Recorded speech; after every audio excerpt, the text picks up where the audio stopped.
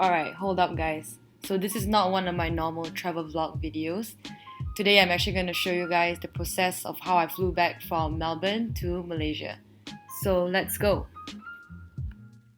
So as you can already tell, I'm a paranoid ass girl, so I wiped down everything including my phone. So this is just a footage of me being sad on the plane because it just hit me that I'll be going back to Malaysia for good. I was also really lucky that the girl that checked me in changed my seat to allow me to sit really far behind where there was really not much people. And on my flight to Perth, we came across this super pretty beach. I mean, look at that.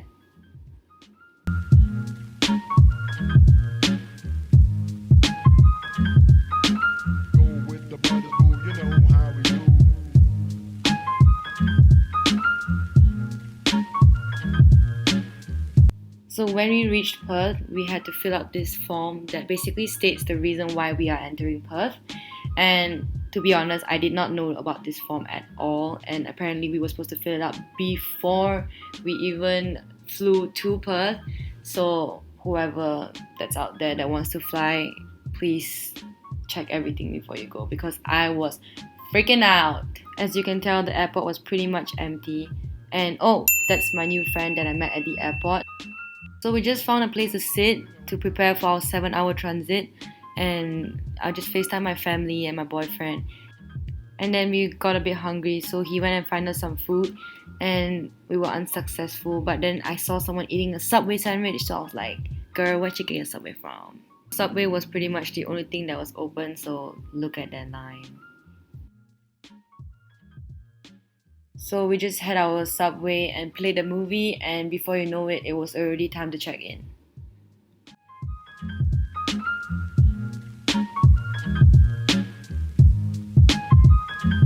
Objects may cause injuries.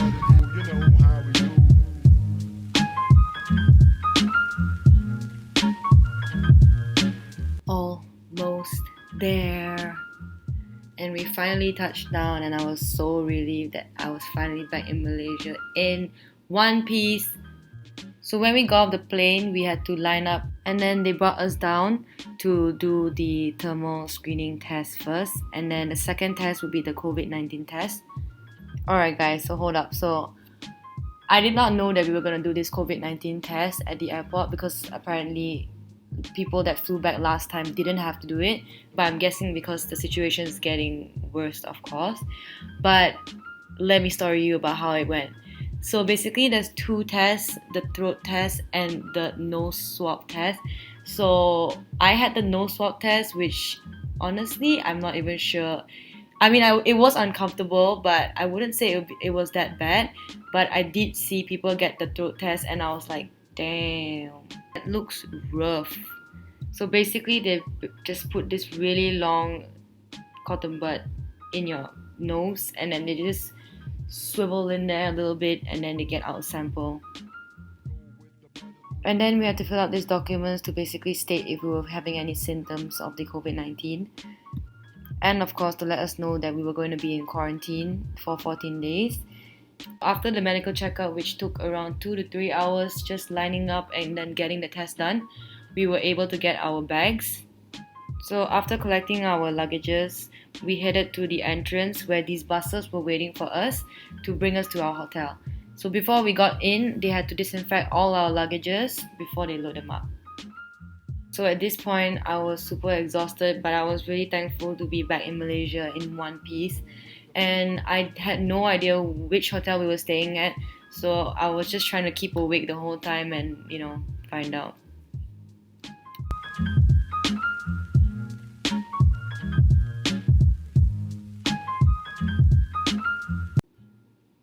Bam, I saw Hilton and I was like, this is it.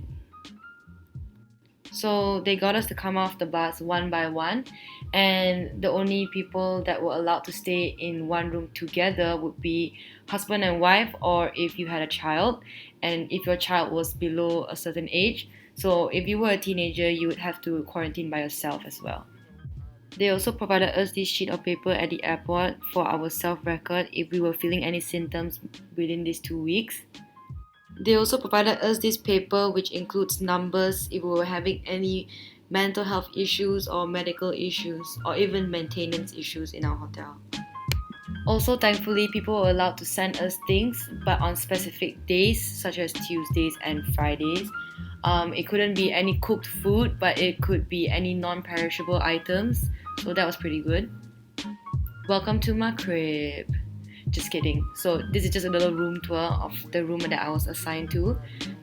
Also, every hotel room guest was not given a hotel room key because technically we were not allowed to leave the room.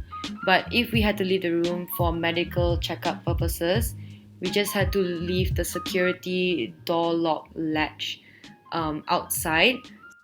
So this is me after I finally had some sleep the next day, and I'm just doing some work, and I'm super grateful for my bosses for letting me work even during this time and back in quarantine. Also super thankful for my family and my boyfriend for being my emotional support during this whole journey and making sure I'm okay the whole time. And very happy that I made a friend in the airport that made the journey so much more tolerable.